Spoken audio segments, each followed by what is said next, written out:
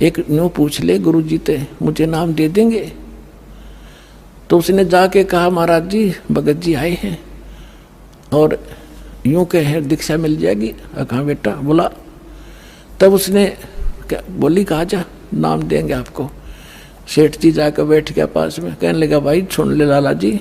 परमात्मा बोले देखो सेठ जी आप हो इन देवताओं के गणे पुजारी और परमात्मा का नाम लेने के बाद आन उपासना नहीं करनी होगी। वो कहते हैं 100 वर्ष सतगुरु की पूजा, एक दिन आन उपासी और वो अपराधी आत्मा फिर पड़े काल की फांसी। 100 वर्ष गुरु की अनुसार साधना कर ली, सतगुरु के अनुसार एक दिन भी आन उपासना कर ली ना किसी देवी देवता की, पिछली सारा भट्ठा बैठ जाएगा तेरा। तो वो लाला जी बोला सेठ दामोदर, कहने लगे महाराज जी मैं बाणिया हूँ और सौदा करना खूब जानता हूँ, मैंने सारा कुछ सुन लिया और सब कुछ देख लिया। आज मैंने सारे कथा सुन रखी खूब बड़ी बड़ी, जो ज्ञान आपने दिया इस पृथ्वी पर नहीं। और मैं जो वचन कराया करूँ दाता और पक्का करता हूँ, आप मेरे गुरु मैं आपका चेला। फिर कहा कि भी देख मैं दानक और तू लाला जी, कल न तेरी बरादरी वाले भी तुझे धिक्कारेंगे। ने बोला जी मुझे नाम दो और आप साथ रहियो दास के, जो होगा सो देखी जाएगी, मुझे दीक्षा दो। और परमात्मा ने कहा कि और उपासना नहीं करोगे फिर किसी देवी देवता की, नहीं तो नुकसान हो जाएगा। लेकर नाम और परमात्मा का हाथ से चित्र बनाया करते थे, वहाँ जब का हाथ से बनाया करते थे सब जगह मिला करते थे। वो फोटो ले गया, जो विधि बताई थी विधान वो शुरू कर दिया आपने। फिर कुछ दिन के बाद वो कई दिन सत्संग सुने, फिर व्यापार में जाना था तो सभी वो दूसरे व्यापारी भी साथ थे। अब उसने क्या किया, उस जहाज के अंदर उसने अपना एक कक्ष बना रखा था जिसमें सारे देवी देवताओं के फोटो थे और वहीं अपना घंटी बजाया करता, बैठ कर आरती करा करता, जय गणेश देवा माता थारी पार्वती, ये सारी कथा सारी आरती करा करता। अब उसने क्या किया, जाके पहले सारी मूर्ति उठाई और समुद्र में जहाज उठाए, समुद्र में जल प्रवाह कर दी और एक फोटो परमात्मा कबीर जी का लगा लिया। अब दूसरे जो थे वो लाला जी, उन्हें देखा रहे दामोदर ये देवी देवताओं के फोटो कहाँ गए। तो उसने बताया भाई मैंने दीक्षा ले ली गुरु जी से और गुरु जी का जो सतगुरु की पूजा करते हैं ना वो देवी देवताओं की पूजा नहीं करनी होती, इसलिए मैंने वो आदर के साथ जल प्रवाह कर दिया। तो वो सारे कहने लगे रहे तू भट्ठा बैठावेगा, तेरा नाश हो जाएगा।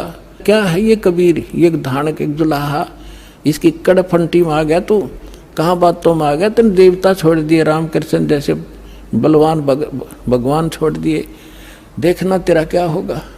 वो बोले भाई कुछ भी हो मेरे साथ, आप अपनी क्रिया करो, मैं आपको ना कहता, आप मेरे पीछे क्यों पड़ गए, मैं अपनी करूँगा आप अपनी करो। अब उस दिन उसके बाद उसको कबीर कहने लगे कि यू आ गया कबीर, दामोदर कहना छोड़ दिया। ने बोला भाई कुछ भी कहो, थारी भी जी पवित्र है, भगवान का नाम लेते। ठीक है मुझे मालूम है तुम किस विषय से कह रहे हो, कोई बात नहीं। अब वो चले गए और सब अपना माल लाद के बच्चों समेत जा रहे थे कुछ तो, क्योंकि 3-4 महीने वापस आया करते थे। जब वापस आ रहे थे पूरा माल लाद के और बीच में जब आ लिए समुद्र के, एक भयंकर साइक्लोन उठा, तूफान, समुद्री तूफान 30-40 फुट ऊंचा होकर और इतनी 200 किलोमीटर प्रति घंटा की स्पीड से चला करता, जहाज का तब निशान भी ना पाओ उसमें कित पड़ा है। और देख लिया उन नबी, क्योंकि छोटे मोटे तूफान कई बार ऐसे होते थे, वो उनको पता था ऐसी स्थिति थी बहुत भयंकर होती है। उन्होंने देखा तूफान उठ गया भाई, शाम का समय था, बिल्कुल सूर्यास्त होने वाला था। अब इतना भयंकर तूफान उठा, उन्होंने देखा कि वो तब हो गया, काम बिगड़ गया। और तो थोड़ी बहुत तूफान दूर था, समुद्र में हलचल पहले शुरू होगी और जहाज डगमग करने लगा जो बुरी तरह। अब सारे अपने अपने देवता ने याद करें, कोई राम ने, कोई कृष्ण ने, जो भी जिसका इष्ट था। और दामोदर शांत बैठे। अब सब घबरा रहे थे, घिगी बंदगी, बच्चे मरे, सारी संपत्ति का नाश हुआ था। तो वो कहने लगे दामोदर आप क्यों नहीं अर्ज करते अपने गुरुजी से कि मैं क्या करूँगा, मेरा गुरुजी तो गरीब सा व्यक्ति है, मेरे भगवान, और आपके इसे ताकतवर भगवान जिन्हें पहाड़ तक ठा लिए, आप बच्चों के उड़े मैं बच जाऊँगा, आप कर लो अपनी अर्ज। जब उन्होंने देखा कोई जतन काम नहीं कर रहा, उनमें एक वृद्ध लाला जी था, नो क्या कर भाई, क्या कर सतगुरु का भगत तगड़ा हो से, आप एक वे अर्ज कर दो। ने बोला तुम बैठ जाओ, कदे बीच में फिर नो को महाराज ने सुन ली थी, अग बैठा को नहीं जाता, तू कर लिया रजम बंद हो जाते। तब दामोदर ने कहा था, हे परमात्मा आपका ज्ञान समझ में आ गया और मैंने आपकी महिमाएं का घड़ी गा रखी है, और दाता मुझ नीच के, ठीक है आप तो समर्थ हो, सक्षम हो, कुछ भी कर सकते हो, अगर आज कोई उक चुक होगी मुझ नीच के कारण होगी, मेरे में कोई त्रुटि होगी, मैं आपकी मर्यादा ठीक नहीं कर पाऊंगा, हे परमात्मा आपकी बेइज्जती का कारण ये दास बनेगा। न्यू कह गो बेहोश हो गया, हृदय से पुकार के इस बात ने सोच कर मैं तो बहुत क्या करता, परमात्मा न्यू कर दिया, उसका न्यू कर दिया, उसके ऐसे कर दिया। इतने समय में अंधेरा हो गया, रात के 8-9 बज गए और चांदनी रात्रि थी। तूफान ऐसे बैठ गया जैसे छाड़ा सा वहीं का वहीं, नो का नो धरती।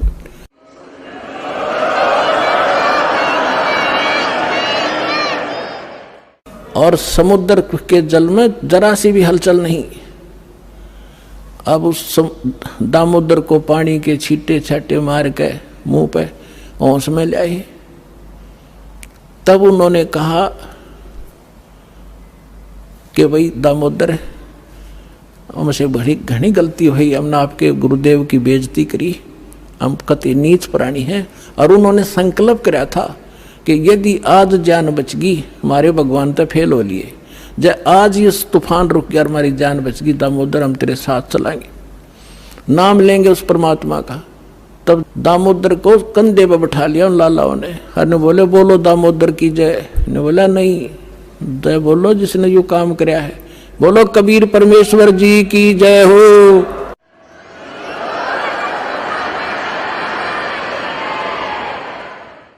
अब उधर से परमात्मा उसी दिन रात्रि में सत्संग कर रहे थे 7-8 बजे सी, और सर्दियों का मौसम था। अब कुछ भक्त सामने आसपास बैठे थे। एकदम परमात्मा ने क्या किया, ऐसे मुंह पर करनो हाथ फेर कर ऐसे झटका दिया, आसपास के बैठे भक्तां के छींटे लगे। उन्होंने सोचा भी पसीने कैसे आगे सर्दी में, गुरुजी आपके पसीने आगे? तो पर वो बोले ना भाई पसीने को नहीं आए। और क्या था, ये पानी कहाँ से आ गया? कि मेरे भगत का जहाज डूबा था, दामोदर सेठ नहीं था, भी नाम लेके गया था, हाँ जी, उसका जहाज डूबा था भाई, अब वो उसने बचा कर आया हूँ। अब वो भगत सोच रहे थे अक भाई, अब क्योंकि हम भक्ति अवश्य करते हैं लेकिन विश्वास दृढ़ नहीं होता। और परमात्मा कहते हैं कहा हो तो हरि नाम से, जब मन में नहीं विश्वास, बिना विश्वास के जो भक्ति करते हैं वो सफल नहीं होते हैं। तो वो कच्चे से थे और मन में उनके न्यू थी, ऐसे ही शब्द गा रहे थे, ज्ञान सुना रहे थे, पसीने आगे होंगे, हमारे सामने बैठे और वहाँ कैसे समुद्र में जहाज बचा के आए हैं। वो तो बात कही आई हुई। अब वहां से जब वो चलकर आए सेठ, 1-2 दिन और लग गया उन्होंने। उस दिन फिर सत्संग हो रहा था। वो पहले अपने घर गया, घर जाकर पता चला कि मेरी धर्मपत्नी भी उड़े जा रही है, सत्संग में गई हुई है। और सारे वो सेठ ने बोले पीछे घर जावांगे, और सारे बच्चा ने साथ ले रहे, पहले अब परमात्मा का उपदेश लेंगे जब घर बढ़ाएंगे। अब हमारा बाकी आज का जीवन, आज के बाद का जीवन उनका ही हमारा। और सारे वहां चलेंगे, सीधे वहां 15-20 लाला जी उनका परिवार है। अब क्या हुआ, अब उधर सत्संग चल रहा था, वही भक्त मिले जुले से वो आया करते उस क्षेत्र में, तो सारे वही बैठे। और पीछे तय क्या हुआ, वो सारे के सारे जाकर बाहर खड़े होकर जय हो पाबंदी छोड़ कबीर साहब की, जय हो भगवान कबीर साहब की। परमात्मा बोले रे बाहर कौन शोर कर रहा पता करके आइयो। अब जो ही वो बाहर गए भगत पता करने आंगन से बाहर, तो उन्होंने देखा दामोदर को, वो सब जाने थे क्योंकि वो आते जाते थे सत्संग में। तो उन्होंने आकर बताया जी दामोदर सेठ आ रहा है और उसके साथ और कई लाला जी हैं, सेठ हैं, और आपका दर्शन करना चाहते हैं। बोला बुला लो भाई, क्या बात होगी। वो सारे आगे चरणाम अपने दंडोत प्रणाम करें। हे भगवान, आपने दया कर दी, हमारे जीवन रक्षा कर दी। परमात्मा, हमसे बहुत भूल हुई, हमने बहुत गलती की, आपके भक्त को बहुत सताया, टॉर्चर किया, इसको माफ़ करो हम अपराधियों को। भगवान, आपने हमारी जान बचा दी, हमारा जहाज डूबता आपने बचा दिया। परमात्मा बोले क्या कह रहे हो भाई। और परमात्मा चाहते थे जिनका मन में शंका थी, वो उनका भ्रम निवारण करने के लिए एक सच बताओ सारी कहानी क्या हुआ था कि भगवान ऐसे ऐसे हो गया था। हमने अपने सारे जंतर मंत्र कर लिए थे, कोई राहत नहीं मिली। फिर हमने आपके भगत आराध करी थी, इसने आपको पुकारा के मंत्र पर डायू दाने, यो बेहोश हो गया आपको पुकार के। तब कहा बेटा मैं ही वहां पहुंचा था और आपकी रक्षा करी थी, और आपका अब सौभाग्य है कि आपको इस संकट आपके लिए वरदान से दोगा कि आपके समझ में आ गई और आप यहाँ आगे दीक्षा लो और अपना कल्याण कराओ। सभी ने नाम लिया, उनका कल्याण हुआ। बोलो सतगुरुदेव।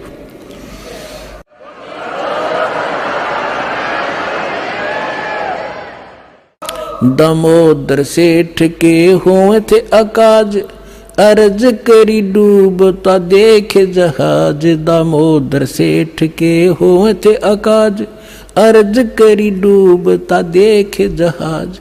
लाज मेरी रखियो गरीब नवाज, समुद्र से पार लंघाने वाले। लाज मेरी रखियो गरीब नवाज, समुद्र से पार लंघाने वाले। धन धन सतगुरु सत कबीर भक्त की, पीड़ मिटाने वाले। सत साहिब।